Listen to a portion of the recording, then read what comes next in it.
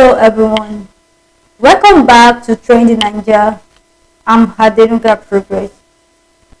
In the continuing legal drama surrounding the leader of the indigenous people of Biafra, Nnamdi Kanu, a new voice has joined the conversation.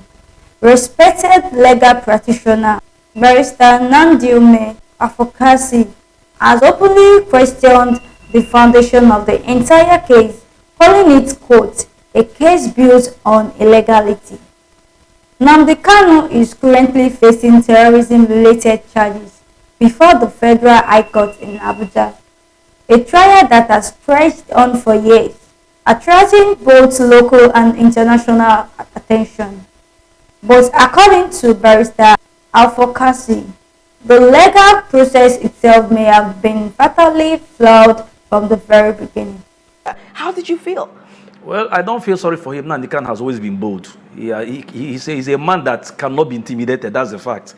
He's a man that has been offered, presumably, all kinds of gratifications to drop the bid, and he has refused to do that. So I don't think he's somebody to be pitied. I think he knows what he's doing, though I didn't actually expect him to sack his legal counsel at this point of the trial. I expected him to have, in fact, for me, I think he needs more counsel now than what he did. I'm not shocked. I know that he has the capability of defending himself, and he has the constitutional right of defending himself. We have been asking why. Why? The previous analyst said that maybe he did that because of financial reasons. Maybe there's a financial undertone that some of these SANs charge a lot. But I don't think I agree. I think he's been engaging them for a long time. I mean, it's just like finally the tortoise is about to come out of the well and is suddenly crying.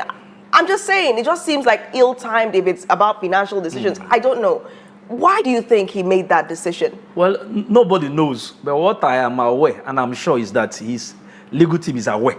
I think he must have discussed with them and proffered his reasons to them. That's what I think. I don't think finance is a factor here. I don't think that the lawyers were overcharging him and then he had to lay them off. No, I am very sure that some of them are even doing it pro bono. I can vouch that some of the lawyers are doing it pro bono. A lot of people believe in his cause. A lot of people believe that he has a right to his freedom and liberty. So I don't think it's about money. I think he has his personal reasons, which he has not told anybody besides his legal team. I think they discussed and agreed. Whatever he will do today or subsequent days, I think he's in concert with his legal team. I think that they are still working from the background. You may not see them in court then. I think they're still working with him. Nnamdi Kanu would justifiably feel that he has been oppressed by the system. He has been held in custody, going through so much. You know what it means to be in a room and someone says you can't get out? All you can do is discuss with the wall. You are there losing your mind, and then you say you want to stand there in the dock and defend yourself. You are calling on Wike, calling on Malami and other high-profile individuals. You want to question them. You want them to serve as witnesses, and you are doing it in such an emotional, passionate moment. How do you feel Kanu would handle this case since he's opted to defend himself?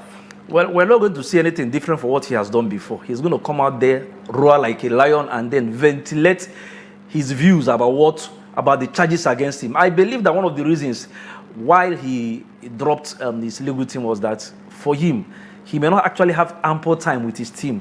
You know, I don't think they gave the lawyers enough access to him. So he will be he complained about that. Yeah. So if you are not giving him access to his lawyers, then more or less like the lawyers may not actually do much for him if he doesn't have unfettered access to legal representation, because some of them will go and DSS will not allow them to access him. Sometimes if he wants to be interviewed by his lawyers, there will be cameras everywhere.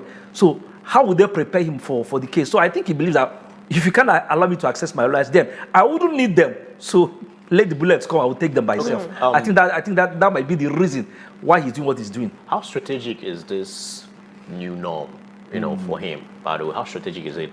And the merits of self-representation in a high-profile criminal case such as his?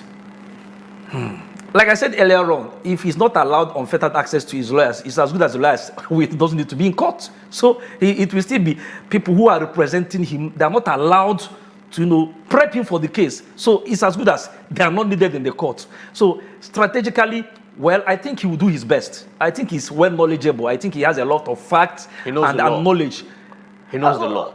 See, this time around, it's not about the law, it's about the facts of the case. Because the charge against him There's a legal aspect to it, and there's also a factual aspect to it. That's right. The fact is that did he commit acts of terror? That's the fact. Now, if you establish that he committed acts of terror, then the law will now be applied to him. So from that doc, he's not going to give you legal postulations or legal views. He will give you evidence about the facts. So where lawyers are needed is to guide him so that he doesn't, skid off. But Where it has to do with the facts. What is there to do during his examination in chief is to reel out what actually happened. There is a charge against him that he committed acts of terror. So what he will do is that he will tell his own story. In his words, when the person is brought before a court in violation of international law and domestic procedure, everything that follows becomes questionable. You cannot build legality on illegality. The lawyer's statement echoes long-standing arguments from Kanu's defense team that his arrest and extraordinary rendition from Kenya in 2021 were unlawful, thereby invalidating subsequent trial proceedings. Barrister Awforkansi argues that the Nigerian government refusal to obey multiple court orders on Kanu's detention further weakens its moral and legal standing in the case. He added that until the government addresses those violations, continue the trial may amount to court judicial mockery.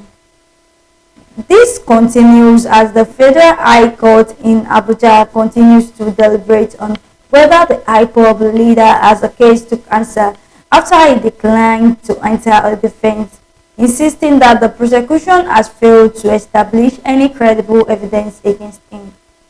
Awforkansi's remarks now add fresh weight to the growing debate over whether Nnamdi Kanu's detention and trial conform to due process.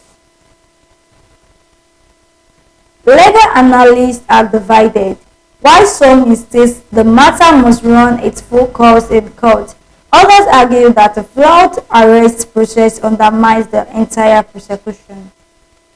Barrister Awforkansi concludes with a warning: if justice is not grounded on legality, then it becomes persecution, not prosecution.